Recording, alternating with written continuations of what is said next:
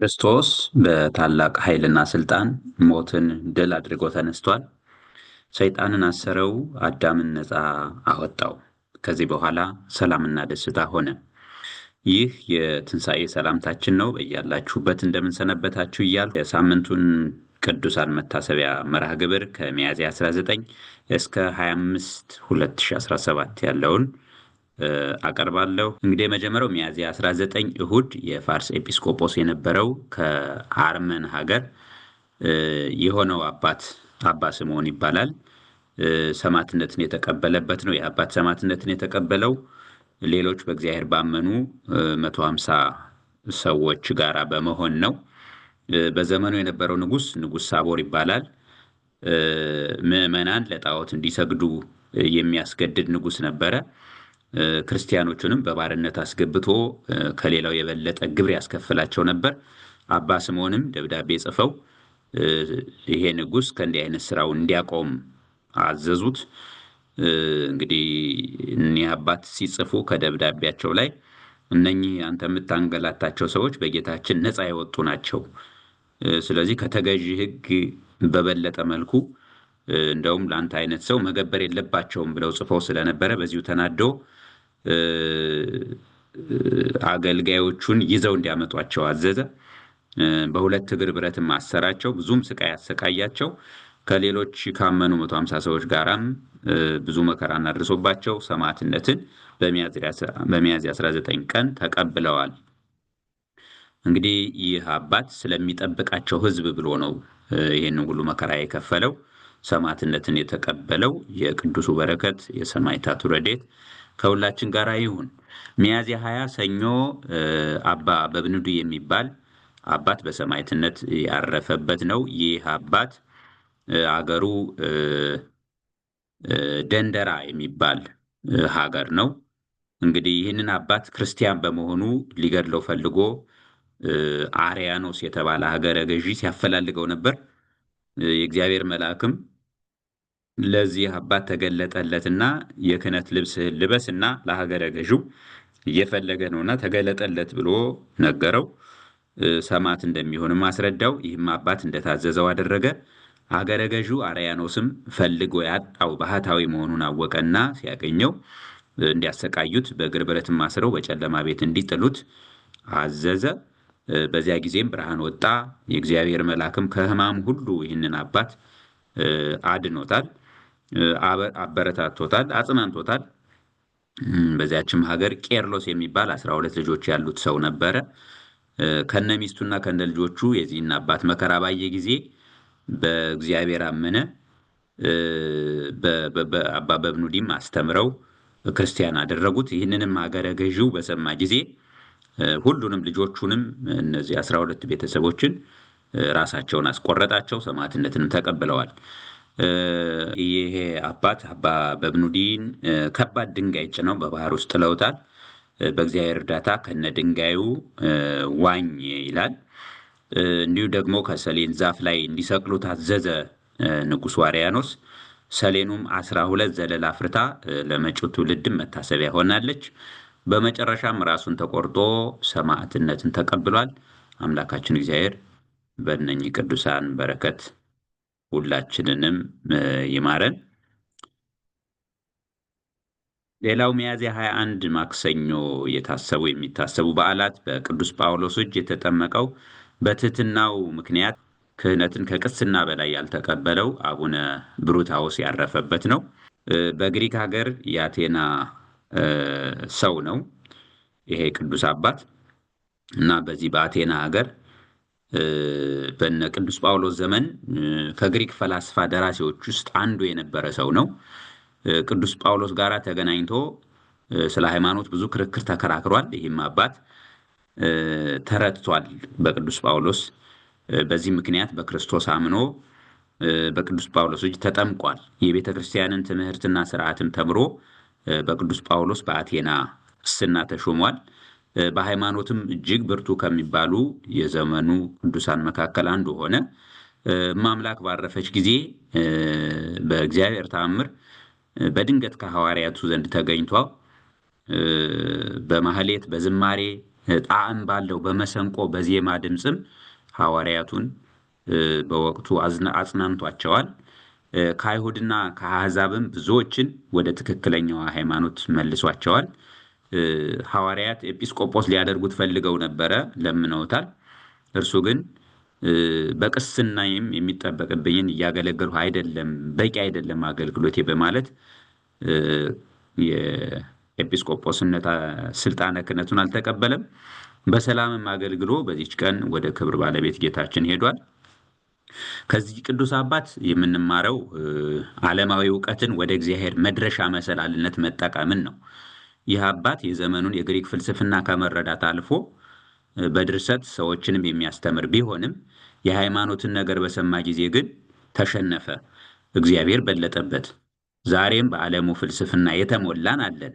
ቅድስት ቤተ ክርስቲያን የነ ቅዱስ ጳውሎስን መልእክታት ሌላውንም የመጽሐፍ ቅዱስ ክፍል ከእውነተኞቹ የሃይማኖት ሰዎች ጠብቃ ያመጣቸውን ትርጉም ከእነሱ ጋር በማዋሃድ ጠጋ ብለን እየመረመርን ወደ እግዚአብሔር እንድንደርስ ደራሲዎችን፣ ፈላስፋዎችን፣ ተመራማሪዎችን፣ ሳይንቲስቶችን ሁላችንንም ጥሪ ታቀርብልናለች። እንግዲህ ሌላው ከእርሳቸው የምንማረው ለስልጣነ ክህነት አለመንገብገብን ነው። የሚያገለግሉትን የሚያውቁ ሰዎች እንደነዚህ አባት ክህነት ሲመጣላቸው እጅግ ይሸሹታል፣ ኃላፊነቱ ከባድ መሆኑን ስለሚገነዘቡ። በዘመናችን ግን በሚያሳዝን ሁኔታ ሹመት ሰዎች ገንዘብ ከፍለው ብሔራቸውን አደራጅተው የፖለቲካ ባለስልጣናትን ተገን አድርገው አባቶችን አስፈራርተው ቀጠል ሲልም በራሳቸው አነሳሽነት አዲስ ሲኖዶስ አዋቅረው ራሳቸውን በራሳቸው የሚሾሙበት አሰራር መታየት ከጀመረ ቆየት ብሏል። እንግዲህ እኒህ አይነት ሰዎች የእንደና አባ ቢሩታውስን ታሪክ አልሰሙም፣ አላነበቡም ይሆናል። ምዕመናን ግን ይህንን አውቀን ቤተክርስቲያናችንን የውስጥ ቀጋ የሆኑባትን ደግሞም በሕገ ቤተክርስቲያን ሳይሾሙ የተሻሩ ናቸውና እንደ ልጅነታችን እንዲህ አይነቱን ልንሞግተው ይገባናል። አምላካችን እግዚአብሔር በአባ ቢሩታውስ ጸሎት ይማረን፣ ቤተክርስቲያናችንን ከስልጣን ጥመኞች አውጥቶ ወደ አገልግሎት ናፋቂዎች ያሸጋግርልን ዘንድ የእግዚአብሔር ቅዱስ ፈቃድ ይሁንልን። ሁለተኛው የደብረ ሊባኖሱ እጨጌ ዕንባቆም ዕረፍቱ የሚታሰብበት ነው። ይህ አባት የተወለደው ከእስላም አባትና ከአይሁዳዊት እናት ነው። በየመን ሀገር ነው የተወለደው። ዘመኑም በ1416 ዓመተ ምህረት አካባቢ ነው። አባታቸው 2 ሚስት አግብቶ ከአንዷ 7 ልጅ ከእርሳቸው እናት ደግሞ 2 ልጆች ወልዶ ነበረ። በእስልምና ሃይማኖት ከአንድ በላይ ሚስት ስለሚፈቀድ ማለት ነው በሕጉ መሰረት። እንግዲህ እርሳቸውም ከሕፃንነታቸው ጀምረው ቁርአንን ተምረው አድገዋል። የአባታቸው ሃይማኖት ስለሆነ የቁርአኑንም ትምህርት በአረበኛው በቃላቸው ይዘው ዘወትር ይጸልዩት ነበረ። ከዕለታት አንድ ቀን ከቁርአኑ ስለ ሞትና መነሳት በሚናገረው ክፍል ሲደርሱ መልእክቱ ግራ አጋባቸውና መምህር ጋር ሄደው ጠየቁ። መምህሩም ይህንን ለምን ታነባለህ ብሎ ተናደደባቸው። አጥጋቢ መልስም ቢፈልጉ ስላላገኙ ጥርጣሬ አደረባቸው። በዘመኑ የኢትዮጵያው ንጉስና የአረቢያው ንጉስ ጦርነት ገጥመው ነበረ። የአረቢያው ንጉስም አሸንፎ ብዙ ኢትዮጵያውያንን ምርኮኞቹን ወስዶ ነበረ። የእጨጌ ዕንባቆም አባትም 51 ምርኮኞች ደርሰውት ነበረ በወቅቱ። ምርኮኞቹም በሃይማኖት ከሌሎች ጋር አለመስማማቱን አይተው አንድ ምክር መከሩት፣ ወደ ኢትዮጵያ እንዲሄድ ማለት ነው። ምክሩንም ተቀብሎ ከምርኮኞቹ ጥቂቶቹን ይዞ የባለስልጣን ልጅ ስለሆነ በዳህላክ ደሴት አድርጎ ወደ ኢትዮጵያ ገብቷል። እንደመጣም በመጀመሪያ መርሐ ቤቴ ሄዶ ቆይቷል። እዚያም የግዕዝ ትምህርትን ተምሯል። መሰረታዊ የክርስትና ትምህርትን ወይንም ትምህርት ሃይማኖትን ተምሯል።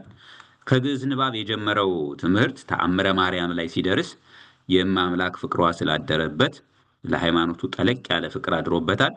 የዘወትር ጸሎቱ እግዚአብሔር ወደ እውነተኛ ሃይማኖት እንዲመራው ነበር።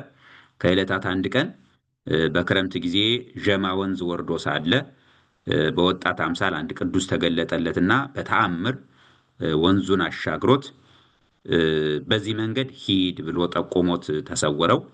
መንገዱን ይዞ ሲሄድ የደብረ ሊባኖሱ አባ ጴጥሮስ ዘንድ ደረሰ። እዚያም ብዙ መጻሕፍትን ተማረ። የክርስትና ጥምቀትንም ተጠመቀ። በእርሳቸውም እጅ መነኮሰ።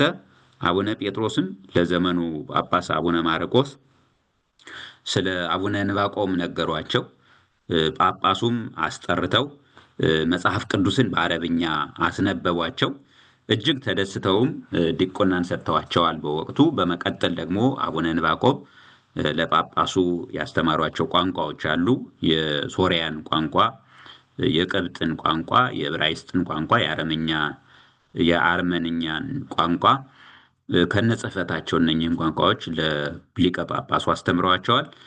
ጳጳሱም ቆይተው እነኝህን አቡነ ዕንባቆምን ቅስና ሾሟቸው። አቡነ ዕንባቆም መናፍቃኑን ተከራክሮ ረቶ ሲመልስ አይተው ጳጳሱ የአንድ አጥቢያ አስተዳዳሪ አድርገው መድበውታል። በዚያም ሀገር የማምላክን ቤተ ክርስቲያን ሰርቶ ስሟን ቤተልሔም ብሎ ሰይሟታል። ይህ አባት ይጸልየው የነበረ ጸሎት በዘመኑ መዝሙረ ዳዊት፣ መኃልየ ሰሎሞን፣ ወንጌለ ዮሐንስ፣ ውዳሴ ማርያምን እና አርጋኖን ነበሩ። የማምላክ ፍቅር የነበራቸው አባት ስለነበሩ በተለይ የማምላክን የውዳሴዋን የአባ ጊዮርጊስን አርጋኖን ጨምሮ ያደርሱ የነበሩ አባት ናቸው በየዕለቱ። በዚህ ሁኔታ ሲኖሩ የደብረ ሊባኖስ መነኮሳት ትንቢት ነገሯቸው። የደብረ ሊባኖስ የገዳሙ አለቃ ትሆናለህ፣ ነገር ግን መነኮሳቱ ከንጉሱ ጋር ያጣሉሃል የሚል ነበር ትንቢቱ። እርሳቸውም እግዚአብሔርን እየለመኑ ከገዳም ገዳም ከቦታ ቦታ እየተዘዋወሩ ከገዳም አስተዳዳሪነት አውጣኝ እያሉ እግዚአብሔርን እየለመኑ ቢቆዩም በኋላም ወደ ኢየሩሳሌም ሊሄዱ ጥረት ቢያደርጉም ፈቃድ አምላክ አለመሆኑን አባቶች እየነገሯቸው ኖሩ። በዚህም ሁኔታ ብዙ ኖረው አባ ጴጥሮስም ከኔ ቀጥለህ አንተ አበምኔት ትሆናለህና የትም አትሂድ ብለው አዘዋቸው። እዚያው ተቀምጠው ቆይተዋል።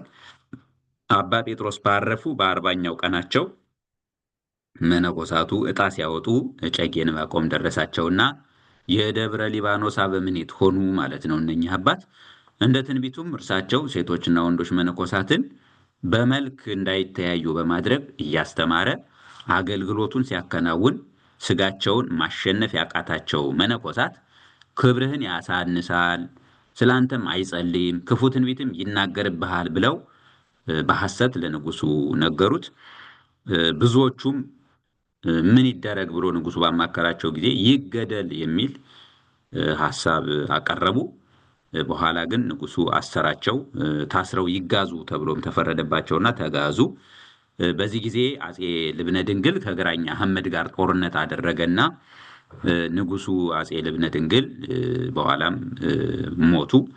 ለግራኝ አህመድ በአረብኛ ቋንቋ ቤተክርስቲያንን ከማጥፋት እንዲቆጠብ መክረው ደብዳቤ ጽፈውለት ነበረ።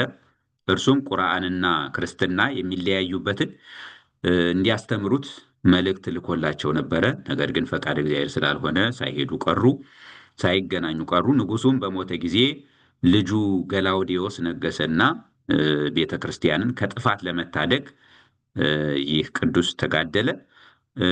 እርሳቸውም ትንቢት ነገሩት፣ ለአጼ ገላውዲዮስ ማለት ነው።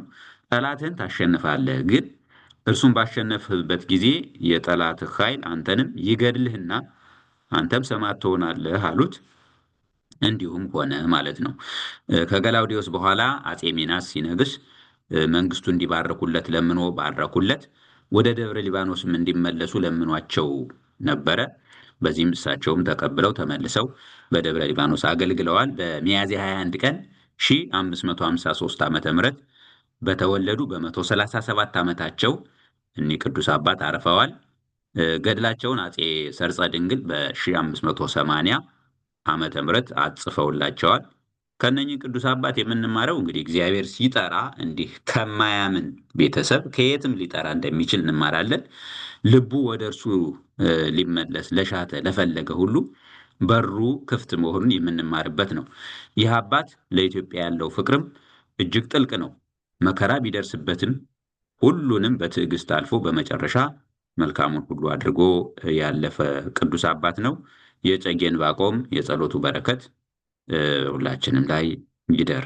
ቀጣዩ ሚያዝያ 22 ረቡዕ የሚታሰቡ በዓላት ናቸው። አንደኛው አቡነ ተክለ ሃይማኖት በኢየሩሳሌም ሄደው ቅዱሳን መካናትን የተሳለሙበት በዓል ይታሰባል። ከኢትዮጵያ ወደ ኢየሩሳሌም ተጉዘው ከቅዱሳት መካናት ተባርከዋል። ጻድቁ ምድረ እስራኤል የገቡት በየመንገዱ መንፈሳዊ አገልግሎትን እየሰጡ ነበረ የሄዱት። የወቅቱ ሊቀ ጳጳሳት አባ ሚካኤል ጋርም ተገናኝተው ቡራኬን ተሰጣጥተዋል። እንግዲህ ከዚህ በኋላ ጻድቁ አባታችን ከጌታችን ከጽንሰቱ ጀምሮ እስከ እርገቱ ድረስ የማምላክንም እንደዚሁ ከጽንሰቷ ጀምሮ እስከ እርገታቸው ድረስ የተመላለሱባቸው የረገጧቸውን ቦታዎች ሁሉ ሲመለከቱ በእውነት በፍጹም ተደሞ እንባቸው ይፈስ እንደነበረ ነው የተመዘገበው ታሪካቸው። እንግዲህ ምክንያቱም እግዚአብሔር ስላበቃቸው አቡነ ተክለ ሃይማኖት የሚያዩት ከቦታው ባሻገር በገሃድ ይሰሩ የነበሩትን በዛ ዘመን የነበረውን እውነታ ያዩ እንደነበረ ነው የተመዘገበው። በቤተ መቅደስ ብስራቱን፣ በቤተልሔም ልደቱን፣ በቤተ ዮሴፍ ግዝረቱን፣ በፈለገ ዮርዳኖስ ጥምቀቱን፣ በቤተ አልዓዛር ተአምራቱን ይመለከቱ እንደነበረ ተመዝግቧል ማለት ነው። የጉብኝታቸው የመጨረሻ ክፍል ወደሆነው ቀራንዮ ደርሰው ጌታቸውን እንደተሰቀለ ሆኖ ቢመለከቱት ከዓይናቸው ይፈስ የነበረው ቁጡ እንባ መልኩን ቀየረና ዓይናቸው ጠፍቷል ማለት ነው። በዚያች ቅጽበት ስም አጠራሯ የከበረ እመቤታችን ድንግል ማርያም ፈጥና ደርሳ አቡነ ተክለ ሃይማኖትን ወደ ሰማይ እንዳሳረገቻቸው በዚያም የብርሃን ዓይን ተቀብለው 6 ክንፍ አብቅለው የወርቅ ካባ ላንቃም ለብሰው ማዕጠንተ ወርቁን ይዘው ከ24ቱ ካህናተ ሰማይም ተደምረው ሥላሴን በአንድነትና በሦስትነት ተመልክተው ስብሐት ወክብር ለስሉስ ቅዱስ ይደሉ ብለው መንበረ ጸባዖትን አጥነው ወደ መሬት የተመለሱ ጻድቅ አባት ናቸው።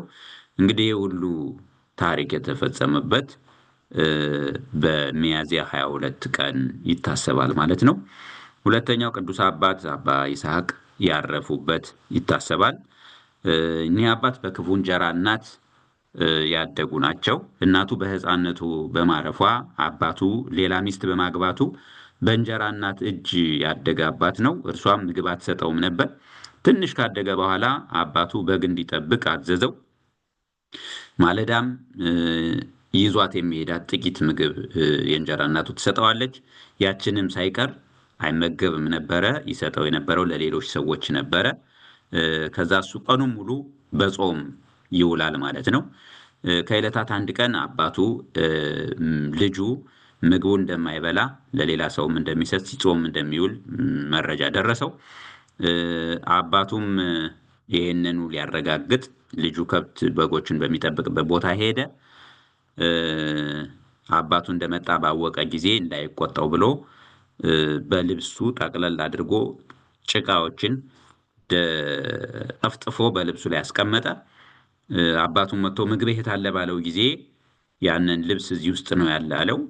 አባቱም ከፍ አድርጎ በተመለከተው ጊዜ ያንን እውነትም ዳቦ ሆኖ አገኘው።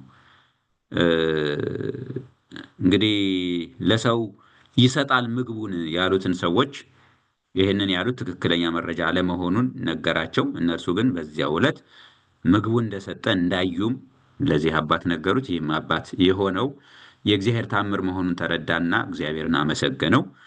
ይህም ልጅ ወደ አንድ አባት ዘንድ ሄዶ ተማረ። ከጥቂት ጊዜ በኋላ ማለት ነው። መንኩሶም እየተጋደለ በገዳም የሚኖር ሆነ። አባቱም ልጁን እየፈለገ ለብዙ ጊዜ ደከመ። በመጨረሻም በነበረበት ገዳም ሄዶ አገኘውና አርጅቶ ደግሞ የሚያኖረው አጥቷልና ወደ ቤቱ አብሮት እንዲሄድ ለመነው ልጁን።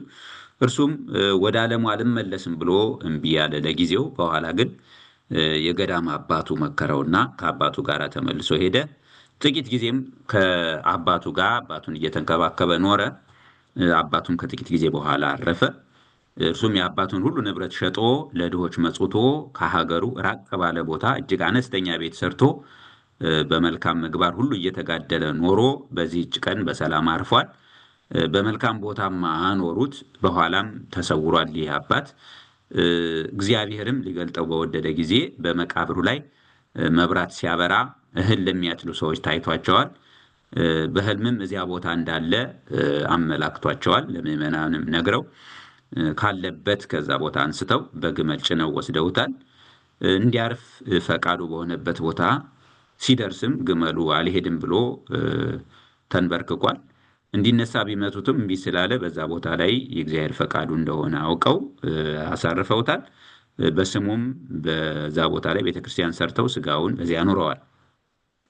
ከዚህ አባት የምንማረው በሰው እጅ አላግባብ ተበደልን ብለን የምናስብ ሰዎች ካለን ከእግዚአብሔር ጸጋ የምናገኝበት አንዱ መንገድ አድርገን መጠቀም እንደምንችል ነው።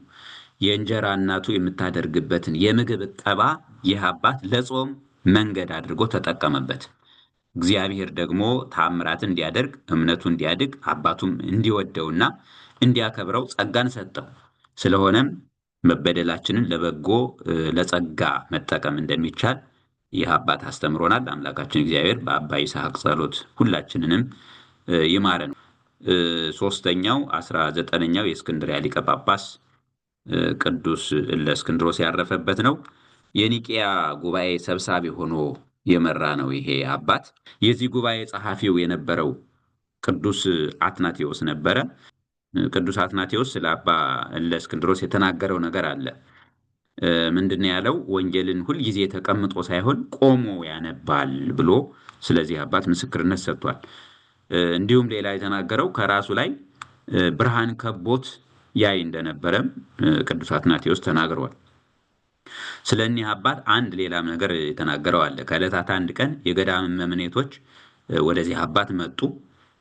በገዳማቸውም ስላሉ አንዳንድ ደናግል ስለ እነሱም ዝና ለአባ እለእስክንድሮስ ነገሩት። በእኛ ዘንድ በሰባት ቀን የሚጾሙ ደናግል ሴቶች አሉ፣ ከስራም ምን አይሰሩም ብለው ነው የነገሯቸው። ይሄ አባት ግን ይህንን አልደገፈም። የተናገራቸው ቃል እህቶቼ ሆይ እኔ 2 ቀን እንኳ ከቶ አልጾምኩም፣ ፀሐይ እስኪገባም ቆይቼ አልበላሁም። በልክ እበላለሁ፣ በልክም እጾማለሁ፣ በልክ በመጠን እሰራለሁ። በልክ ይበሉ ዘንድ በልክም ይጾሙ ዘንድ በልክም ስራ ይሰሩ ዘንድ ንገሯቸው፣ በበጎ ስራ ሁሉ ይሰለፉ ብሎ ይህንን ምክር አስተላለፈ። ይህ አባት በተለይ የሚታወቀው ከከሃዲው አርዮስ ጋር በተያያዘ በደረሰበት እንግልትና መከራ እንዲሁም ደግሞ ከሱ ጋር እሱን ላይ ስለወሰደው እርምጃ ነው በተለይ የሚታወቀው። በወቅቱ የነበረው ሊቀ ጳጳስ በአርዮስን አውግዞት ነበረ። አርዮስም ይህንን ስላደረሰበት ከባለስልጣኖቹም ጋር ተመሳጥሮ የወቅቱን ሊቀ ጳጳስ እስር ቤት አስጥሏቸው ነበረ። በእስር ቤት ሆነው ውግዘቱን ስላልፈቱለት እንዲፈቱለት ከአባቶች መካከል 2ቱን መርጦ በእስር ቤት ውስጥ ሄደው ለምነው ከውግዘቱ እንዲያስፈቱ ለምኗቸዋል። እነኚህ 2 መልእክት ከተላኩ አባቶች መካከል አንዱ እለእስክንድሮስ ነው። አንደኛው አኪላስ ይባላል። 2ቱ ናቸው። ለአባ እለእስክንድሮስ አንዱ ናቸው።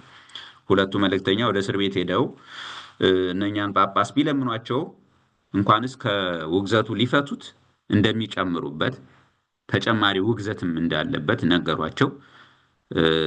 እንደውም የክብር ባለቤት ጌታችን ኢየሱስ ክርስቶስ ለእነኚህ አባት በእስር ቤት ሳሉ የተቀደደ ልብስ ለብሶ እንደተገለጸላቸው ልብሴን አርዮስ ቀደዳት እንዳላቸውም ተነገሯቸው።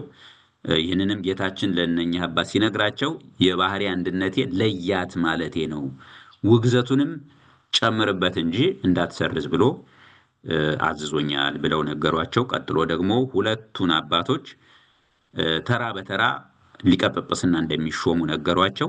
መጀመሪያ አኪላስ፣ ቀጥሎ ደግሞ አባ እለእስክንድሮስ እንደሚሾሙ ነገሯቸውና 2ታችሁ ስትሾሙ ይህን አርዮስን እንዳትቀበሉት፣ ውግዘቱን እንዳትፈቱ አደራ ይሆንባቸው ብለው አዘዟቸው። በሚያሳዝን ሁኔታ አባ ጴጥሮስ ሰማዕትነትን ተቀብለው ሲያልፉ አኪላስ ሊቀ ጳጳስ ሆኖ ሲሾም የአባ ጴጥሮስን ቃል ሽሮ አርዮስን ከውግዘቱ ፈቶታል። እንደውም ቅስናን ሁሉ ሾመው። በዚህም በመንበረ ሲመቱ ከ6 ወር በላይ ሳይቆይ አኪላስ ሞቷል ማለት ነው። ቀጥሎ አባ እለእስክንድሮስ ተሾመ።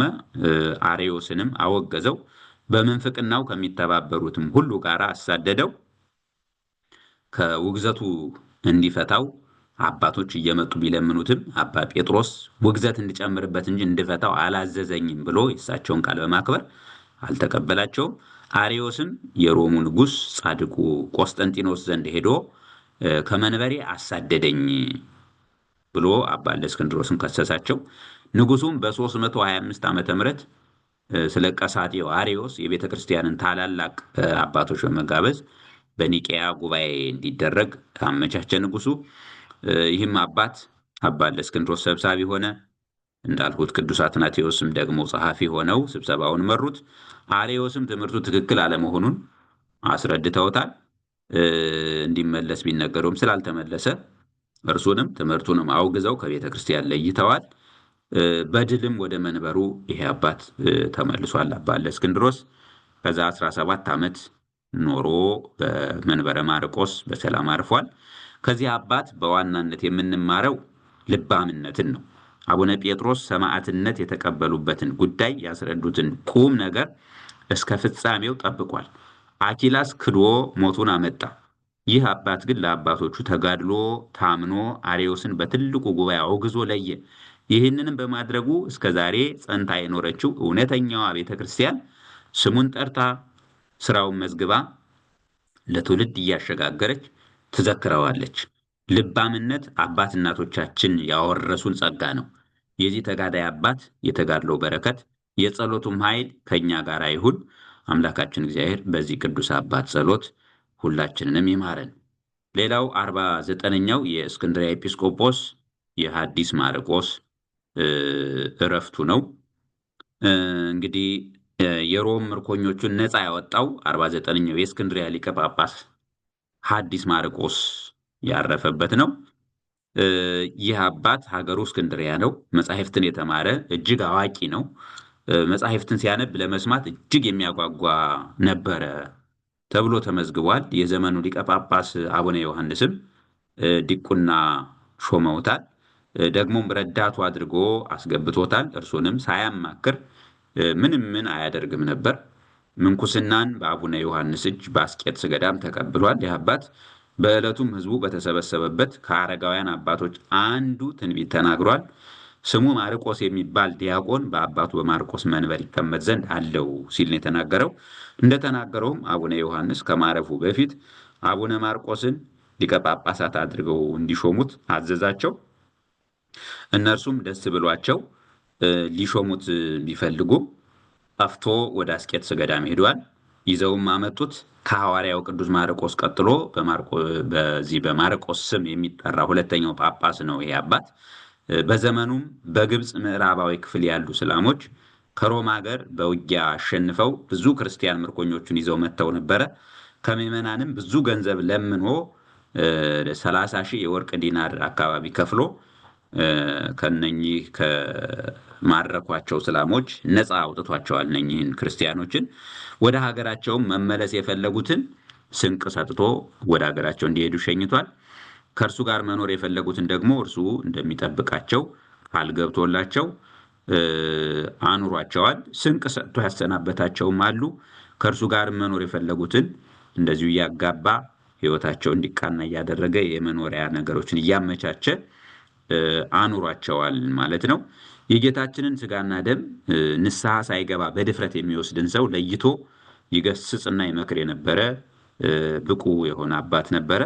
በዘመኑ መናፍቃን ተነስተው ከቤተ ክርስቲያን ተለይተው ለብቻ አምልኮ ጀምረው ነበርና አስተምሮ መክሮ ወደ አንዲት ቤተ ክርስቲያን መልሷቸዋል። በመጨረሻም በአንድ የትንሣኤ ዕለት ሐዋርያው ቅዱስ ማርቆስ ተገልጦለታል። የተዘጋጀለትን ሰማያዊ ማረፊያም አሳይቶታል። ቅዱስ ሥጋውና ክቡር ደሙንም ከተቀበልህ በኋላ ታርፋለህ ብሎት ተሰውሯል። ለጳጳሳትም ይህንኑ ነግሯቸዋል። አባት ቀድሶ ሥጋውን ደሙን ተቀብሎ እዚያው ላይ በተቀበለበት ቦታ አርፏል። በሹመቱም 20 ዓመት ነው ያገለገለው። ከዚህ ቅዱስ አባት በእውነቱ የምንማረው ብዙ ነገር አለ። ክርስቲያኖቹን አስተባብሮ በባርነት የተያዙትን ክርስቲያኖች ነፃ የሚያወጣ፣ ነፃ ለወጡት ደግሞ መሰማሪያ የሚሰጥ፣ ሕይወትን የሚያቃና ማለት እንደሆነ የሃይማኖት አባት ያስተማረ አባት ነው። ይህን ለማድረግ ደግሞ ባለሀብት መሆን አይጠበቅበትም። ምዕመኑ ራሱ ሀብቱ ስለሆነ ይህ አባት ሕዝቡን አስተባብሮ ለምኖ ነው ምርኮኛ የሆኑ ክርስቲያኖችን ነፃ ያወጣቸው። ሌላው ከዚህ አባት የምንማረው ደግሞ እግዚአብሔርን በመልካም ያገለገሉ ሰዎች ሲያርፉ በእግዚአብሔር እንክብካቤ ሁሉን አመቻችተው በአማረ ሁኔታ እንደሆነም ከዚህ እንረዳለን። አምላካችን እግዚአብሔር በዚህ ቅዱስ አባት ጸሎት ይማረን፣ ሁላችንንም የቅድስና ስራ ሰርተን እንድናልፍ ፈቃድ ይሆነልን። ሌላው 53ኛው የእስክንድርያ ሊቀ ጳጳሳት አባ ሚካኤል ያረፈበት ነው። እንግዲህ አባት ለሹመቴ ችሎታ የለኝምና ውሰደኝ ብሎ የጸለየ አባት ነው። ይህ አባት በአስቄጥስ በቅዱስ ዮሐንስ ገዳም በምንኩስና እየተጋደለ ሳለ የደብሩ አበምኔት ሆኖ የተሾመ አባት ነበረ። ህዳር 24 ቀን ያለ ፈቃዱ ወስደው በማርቆስ መንበር በእስክንድሪያ ሊቀ ጳጳስ አድርገው ሹመውታል። እንደ ሐዋርያት አጠባበቅ መንጋውን በጥንቃቄ እየጠበቀ ነው የቆየው። ከዛ በኋላ በምንኩስና ዘመኑ ያደረግ እንደነበረው የአብይ ጾም ሲመጣ በአስቄጥስ ገዳም ገብቶ ጸለየ፣ እንደ ብሕትውናው ዘመን ማለት ነው። በዚያን ጊዜም እንዲህ ብሎ ነው የለመነው። አቤቱ እኔ በብቸኝነት መኖርን እንደምሻ አንተ ታውቃለህ። ለዚህ ለተሾምኩባትም ሹመት ችሎታ የለኝምና የምትገባኝም አይደለችምና በይቅርታህም ብዛት ነፍሴን ወስደህ ከዚህ ድካም ታሳረፈኝ ዘንድ እለምንሃለሁ ብሎ እግዚአብሔርን ለመነ። እግዚአብሔርም ልመናውን ሰማው። ከትንሣኤ በዓል በኋላ በፍቅር አረፈ። በሹመቱም 2 ዓመት ከ5 ወር ቆይቷል። ከዚህ ቅዱስ አባት ሕይወት የምንማረው የምንኩስናን ሕይወት ለለመደ ሰው በከተማ ገብቶ በአለቅነት በሊቀ ጵጵስና ማገልገል ምን ያህል አስቸጋሪ እንደሆነ ነው። እነኛ አባት የምንኩስና ሕይወታቸውን ምን ያህል ቢናፍቁት ነው ውሰደኝ ብለው የጸለዩት። በእውነት ይገርማል። የብሕትውና ሕይወት በአብዛኛው ፈተናው ከሰይጣን ጋር ብቻ ነው። በዓለሙ መኖር ግን ከሌላ ሰው ጋር የሚመጣው ከራሳችን ጋር የምንታገለው የርኩሳን መናፍስትም ሁሉ ፈተና ተደማምረው ሕይወትን ከባድ እንደሚያደርጓት እሙን ነው። የእነኝህ ባህታዊ መነኮስ ጸሎታቸውና በረከታቸው አይለየን። ለእግዚአብሔርም ምስጋና ይሁን። ሚያዝያ 23 ሐሙስ ቅዱስ ጊዮርጊስ የሰማዕትነቱ ፍጻሜ የሆነበት በዓል ይታሰባል። የኢትዮጵያ ገበዝ ሊቀ ሰማዕታት ማር ቅዱስ ጊዮርጊስ አባቱ በስልጣን ከፍ ከፍ ያለ ነበረ። አባቱን በሕፃንነቱ ነው የሞተው። እናቱ ነች ያሳደገችው። 20 ዓመት በሆነው ጊዜ የአባቱን ስልጣን ሊቀበል ወደ ዘመኑ ንጉሥ ዱዲያኖስ ይባላል፣ ወደ እሱ ዘንድ ሄደ። ንጉሱም እሱ ዘንድ በደረሰ ጊዜ አጵሎን በተባለ ጣዖት እያመለከ ሕዝቡንም አስገድዶ ሲያስመልክ ነው ያገኘው። ክርስቲያኖቹን ሲገድል መከራም ሲያጸና ነበር በወቅቱ። ለዚህም ስራው የሚተባበሩ ብዙ የዓለም ነገስታትን ያሳመነ ሰው ሆኖ ነው ያገኘው። በዚህ ጊዜ ቅዱስ ጊዮርጊስ አጅበውት አብረውት የመጡትን በሙሉ ገንዘብ እየከፈለ ወደ የሀገራቸው እንዲሄዱ አሰናብቷቸዋል። የቀረውንም ጥሪት ለድሆች መጽውቷል። ወደ ንጉሱም ሄደና በክብር ባለቤት በጌታችን ታመነ። ይህን ጊዜም ንጉሱ ቅዱስ ጊዮርጊስን ለማግባባት ብዙ ሞክሯል። ቅዱስ ጊዮርጊስ ባልተቀበለውም ጊዜ ብዙ መከራ አጽንቶበታል። ጌታችንም ተገልጦለት በመከራው እንደሚያጸናው እንዲበረታም ነግሮታል። መላእክትም እንደሚያገለግሉት በመከራውም 3 ጊዜ እንደሚገድሉት እርሱ ግን እንደሚያስነሳው 7 ዓመታትንም በጽኑ እንደሚጋደል ነው ጌታችን የነገረው። ይሄ ሁሉ የነገረው ደርሶበታል። በመከራው ሁሉ በጽናት ተጋድሏል። እግዚአብሔር በእርሱ በገለጠው ተአምራትም ከ30,000 በላይ ሰዎች አምነው ተመልሰዋል ወደ እውነተኛው እምነት።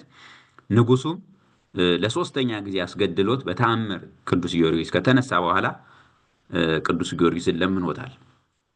ለጣዖቱ ስገድና በመንግስቴ 2ኛ ደረጃ ላይ አድርጌ እባክህ ሹምህ ብሎ ቅዱስ ጊዮርጊስን ለምኖታል። ቅዱስ ጊዮርጊስም እየዘበተበት ነገ ለጣዖት ልሰዋ እወጣለሁ እና ስሰዋ እንዲያይ ህዝቡን ሁሉ በአዋጅ ጥራና ሰብስብ ብሎ ነገረው። ንጉሱም ተስማማ። ቅዱስ ጊዮርጊስንም ወደ ሚስቱ እልፍኝ ገብቶ እንዲያድር በደስታ ፈቀደለት። አገልጋዮቹም ወደዛ እንዲወስዱት አድርጎ በሚስቱ እልፍኝ ዘንድ አደረ ማለት ነው። እዛ ሌሊቱን ሁሉ ሲጸልይ ነው ያደረው ቅዱስ ጊዮርጊስ እንደ ሁል ጊዜው እና በጸሎቱ ጊዜ የንጉሱ ሚስት ሰምታ ልቧ ተነክቷል፣ ልቧ ተመስጧል። ቅዱስ ጊዮርጊስ ጸሎቱን በጨረሰም ጊዜ ጠጋ ብላ ለመሆኑ ስትጠራው የነበረ ኢየሱስ እያልክ ክርስቶስ እያልክ ስትጠራው የነበረ ስም የማን ነው? ምንድን ነው? እያለች ጠይቀዋለች። ቅዱስ ጊዮርጊስም ከብሉይ ኪዳን ጀምሮ እስከ ጌታችን ያለውን እስከ ክርስቲያናዊ ሕይወት ምን እንደሆነ ክርስትናን አስተምሯታል። ከዛ ይህን ትምህርት ከተማረች በኋላ በአንተ አምላክ አምናለሁ ብላ አምናለች። ሲነጋም ንጉሱ አዋጅ አስነግሮ ሕዝቡን አሰብስቦ ቅዱስ ጊዮርጊስን ሊያሰግድ ወደ አደባባይ ይዞት ሂዷል። እንግዲህ ከዓለሙ የተሰበሰቡ 70 ነገስታትም ለአጵሎን ሲሰግድለት እንዲያዩ በማለት ንጉሱ ዱዲያኖስ አስቀርቧቸዋል። ሰማይቱም አስቀድሞ ከዕውርነት ያዳነው አንድ ሕፃን ልጅ ነበረና እናቱ ይዛው መታለች። ልጁ መጀመሪያውን የነበረው ደንቆሮም ነው፣ ሽባም ነው፣ ዲዳም ነው። ግን ዓይኑ እንዲበራለት ብቻ ነበር ያደረገው። አሁን ቅዱስ ጊዮርጊስ በዛ የአደባባይ ቦታ ይችን እናት ያንን ህመምተኛ ልጇን ይዛ ባያት ጊዜ ልጅሽን አውርጂው መሬት ላይ አላት። ስታወርደው እውነትም መቆም ቻለ። የአካሉ ጉዳት ሁሉ ለቀቀው። ማየት ቻለ፣ መናገር ቻለ፣ ማድመጥ ቻለ።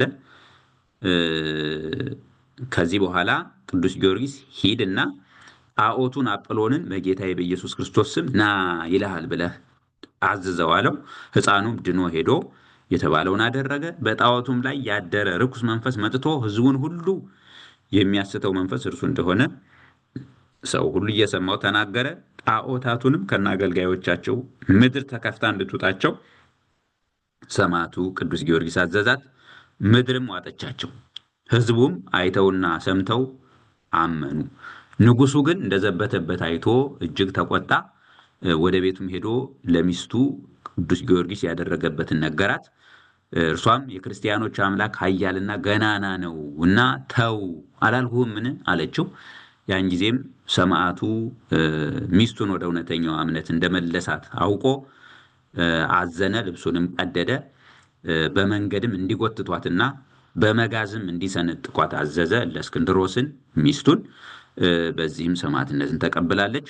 የተሰበሰቡት 70 ነገስታትም ንጉሱ ዱዲያኖስ ከዚህ ጭንቀት ነፃ እንዲሆን ቅዱስ ጊዮርጊስን በሰይፍ እንዲያስገድለው ትእዛዝ እንዲያስጽፍ ምክርን መከሩት። ሰማዕቱ ቅዱስ ጊዮርጊስም ከ7 ዓመት መከራው የሚያርፍበት ሰዓት ነውና እጅግ ተደሰተ። እኒህን ነገስታትም እግዚአብሔር አምላክ ከሰማይ እሳት አውርዶ እንዲያጠፋቸው ለመነ። ወርዳም ሁሉንም አጠፋቻቸው። እርሱም በዚች ቀን አንገቱን በሰይፍ ተቆርጦ የሰማዕትነት አክሊልን የተቀበለበት ነው። የሰማዕቱ የቅዱስ ጊዮርጊስ በረከት የጸሎቱም ኃይል ከምንወደው ከልጆቹ ከሁላችን ከሕዝበ ክርስቲያኑ ጋር ይሁን። እንግዲህ ሌላው ብዙ ተአምራትን ያደረገ ተጋዳዩ ቅዱስ ሮቆ ያረፈበት ነው። ይህ አባት በወባ በሽታ ዙሪያ ላይ ከጌታችን ቃል ኪዳን የተቀበለ ቅዱስ አባት ነው። ይህ ቅዱስ አባት ብዙ ተአምራትን እያደረገ በዛ ደረጃ ላይ በእምነት በጽናት የነበረ አባት ነው። እየተጋደለ ባለበት ጊዜ ከዕለታት አንድ ቀን ሲጸልይ የንዳድ ትንኝ የምትባለው የወባ በሽታን የምታመጣ ትንኝ ነደፈችውና በንዳድ ሕማም እጅግ ተሰቃየ። በዚህ ምክንያት ጌታችን ይፈውሰው ዘንድ እያለቀሰ አብዝቶ ለመነው። ጌታችንም በደመና ላይ ተገለጠለትና እንደሚያድነው ነገረው። ቃል ኪዳንንም ሰጥቶታል። የሮቆ አምላክ ኢየሱስ ክርስቶስ ከንዳድ በሽታ ከወባ በሽታ አድነኝ ብሎ በስምህ ለሚለምነኝ ይሄንን በሽታ በላዩ ላላመጣበት ከአንተ ጋር ቃል ኪዳንን አጽንቻለሁ አለውና በታላቅ ክብር ወደ ሰማይ አረገ። ይህም ቅዱስ በብዙ ገድል ተጠምዶ ኑሮ በሰላም አርፏል። ከዚህ የምንማረው አምላካችን እግዚአብሔር ለቅዱሳኑ ሁሉ የሰጣቸውን ጸጋ የጸጋውን ብዛት ነው። እንግዲህ ለወባ በሽታ ሳይቀር መድኃኒት የሚሆኑ ቅዱሳን አሉን። የእኒህን ቅዱሳን ቃል ኪዳናቸውን አውቀን በፍጹም ምልጃቸው ተማምነን በታመምን ጊዜ ስማቸውን ብንጠራ አምላካችን እግዚአብሔር ይፈውሰናል ማለት ነው። እንግዲህ እንደኛ አይነት ቅዱሳንን እንድንጠቀም እግዚአብሔር አምላካችን ፈቃዱ ይሁንልን። ለእግዚአብሔር ምስጋና ይሁን። ሚያዝያ 24 ዓርብ ደግሞ አንደኛው ቅዱስ ጻና በሰማዕትነት ያረፈበት ነው። ቅዱስ ጻና የሚወደው ጓደኛው ሰማዕትነትን ከተቀበለ ከ36 ቀናት የጨለማ እስር ቤት ቆይታ በኋላ ሰማዕትነትን ተቀብሏል። ጓደኛው ኤስድሮስ ይባላል። በመጋቢት 18 ሰማዕት ሆኗል። ከዚህ በፊት ታሪኩን ተነጋግረንበታል። ጓደኛው ጻና ፈረማ በምትባል የግብፅ ሀገር ውስጥ ለሀገረ ገዥው ወታደር ሆኖ ይኖር የነበረ ነው። ኤስድሮስ ደግሞ ከበግ ፀጉር ልብስ እየሰራ ይሸጥ የነበረ ነው። ሁለቱም ሰርተው ከሚያገኙት ገንዘብ ለችግረኞች የሚመጸውቱ ነበሩ። እንዲህ እያደረጉ ሲኖሩ ሳለ ከዕለታት አንድ ቀን ሌሊት ላይ ሁለቱም ሰማዕታት እንደሚሆኑ ተመሳሳይ ራእይን አይተዋል። ከዛ ከመኮንኑ ዘንድ ሄዱ። በመኮንኑም ፊት ሁለቱም ታምነው በጌታችን ኢየሱስ ክርስቶስ እንደሚያምኑ ነገሩት። ከብዙ ስቃይና መከራ በኋላ ቅዱስ ኤስድሮስን ጉድጓድ ቆፍረው በእሳት አቃጥለው ሰማዕትነት እንዲቀበል አድርገውት ነበረ። ያኔም የቅዱስ ጻና እናት ልጇ ከሚወደው ጓደኛው በመለየቱ አልቅሳ ነበረና አምላካችን እግዚአብሔር ብዙ መላእክት የቅዱስ ኤስድሮስን ነፍስ ይዘው በታላቅ ክብር ሲያሳርጓት አሳይቷት ነበረ። እንግዲህ ልጇ ደግሞ ከ36 ቀናት ቆይታ በኋላ ሰማዕት ሆኖ አርፏል። በሰይፍ ቆርጠው ነው እሱን ደግሞ የገደሉትና ሰማዕትነት እንዲቀበል የሆነው። እናቱም በድጋሚ የልጇን ነፍስ ብዙ መላእክት ወደ ሰማይ ሲያሳርጓት እንዳየሽ ለሌሎች ሰዎች ነገረቻቸው። ስጋቸውንም የሁለቱን በአንድ ላይ ወስደው ምዕመናኑ በጋራ ቀብረው አሳርፈዋቸዋል። ቤተ ክርስቲያንም ሰርተዋል። እስከ ዛሬም ድረስ በዛ ቦታ ብዙ ታምራት ይደረጋሉ። አምላካችን እግዚአብሔር በእነዚህ ሰማዕታት ወዳጆች ጸሎት ሁላችንንም ይማረን። ሌላው 65ኛው የእስክንድርያ ሊቀ ጳጳሳት አባ ስንቲው ያረፈበት ነው። ይህ አባት የሚታወቀው መናፍቃንን በመመለስ የጠላትን ኃይል በመስቀሉ ኃይል በማሸነፍ የሚታወቅ አባት ነው። እንግዲህ ይህ አባት በመንበረ ሲመቱ 15 ዓመታትን ያገለገለው ክብር ምስጋና ይግባውና በዘመኑ መለኮት ከሰውነቱ ጋር ሞቷል። በሌላ በኩል ደግሞ ሕማሙን የተቀበለው ስጋ ብቻ ነው አምላክ አይደለም እያሉ የሚያስተምሩ መናፍቃን የበዙበት ዘመን ነበርና ይህ አባት ትክክለኛውን ትምህርት እያስተማረ ምዕመኑን ያጸና አባት ነው። የተዋህዶውን ነገር አስረድቷል። ስለኛ መከራ የተቀበለ እግዚአብሔር ቃል በስጋ ነው።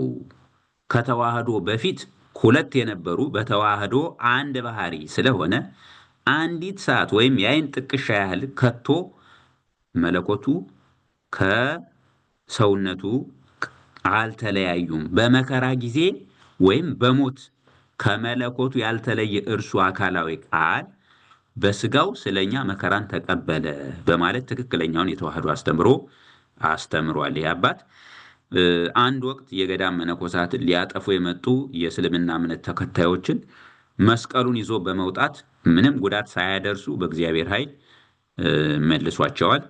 ከዚህም በተጨማሪ የሀገሪቱ ሰዎች ድርቅ በሆነባቸው ጊዜ እንደ ኤልያስ በጸሎቱ ዝናብን አውርዶላቸዋል።